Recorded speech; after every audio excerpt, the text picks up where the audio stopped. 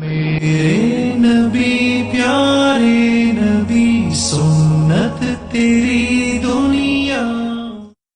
সুন্নতে রাসূল ও আধুনিক বিজ্ঞান। সুন্নত পুরোটাই বিজ্ঞান, আপনি বুঝেন আর না, আপনি একটি সহিহ সুন্নাহর উপরে আমল করে বুঝবেন আমি একটা বিজ্ঞান চর্চা করেছি। আলহামদুলিল্লাহ, সারা জীবন নবীজির হাদিস পড়েছি যে তিনি কোনো খাদ্য তার উপরের, যেমন গমের চামড়াটা ফেলে দিয়ে খেতেন, উপরে যেই গমের সাথে লেগে থাকা একটা আবরণটা সহই ওনার জন্য আটা তৈরি করা হতো, ওটা সহ খেতেন, আঁশটা সহই খেতেন। সুন্নতে রাসূল হলো আঁশ সহ খাওয়া, সৃষ্টিকর্তা যেভাবে খাদ্যকে তৈরি করেছেন সেইভাবে খাওয়া, এর উপরে কোনো বিজ্ঞান নাই। আমি যখন একটা কমলা খাই, কমলার ভিতরে অনেকগুলো সুতা থাকে, আমি এগুলি সব খেয়ে ফেলি। আজকে আমার আইপ্যাডে আমি দেখলাম, আলহামদুলিল্লাহ পদক্ষেপটা ঠিক ছিল।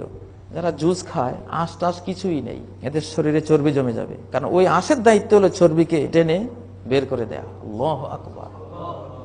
বেশি ভদ্র হবেন না কেউ, বেশি ভদ্র হওয়া খুব বিপজ্জনক। গুড় খেলে সমস্যা কি ছিল? গুড়ের মধ্যে কিছু এগুলি ছিল।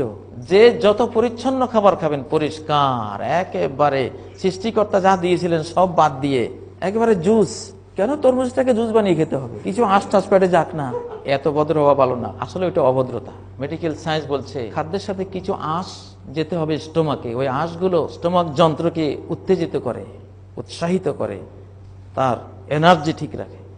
শুধু লিকুইড, একেবারে লিকুইড দিলেন, চর্বিও টানবে না। আঁশের ভিতরে কিছু পানি ধারণকৃত থাকে, হজম করতে গিয়ে যখন শুকনোর পরিবেশ তৈরি হয়, আঁশের ভিতরে সঞ্চিত পানিটা তখন সাপ্লাই দিয়ে আপনাকে সুরক্ষিত করে, আপনার স্টোমাককে মজবুত করে। এই জন্য মুহাম্মদ সাল্লাল্লাহু আলাইহি সাল্লাম খাদ্য, তিনি আল্লাহ তাআলা খাদ্যের ভিতরে খাবার উপযোগী যা দিয়েছেন এগুলি সহই তিনি খেয়ে ফেলতেন। ওয়ালা খুবজা লাহু মুরাক্কাক।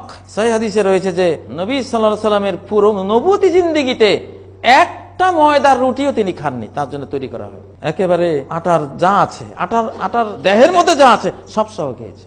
এটা সুন্নতে রাসূল, সর্বক্ষেত্রেই মুহাম্মদ সাল্লাল্লাহু আলাইহি সাল্লামের রেখে যাওয়া সুন্নাহ। এটাই হলো বিজ্ঞান, এটা হলো সায়েন্স। এটার কল্যাণকর দিকগুলো দিন যত যাবে ইনশাআল্লাহ তত বেরিয়ে আসবে।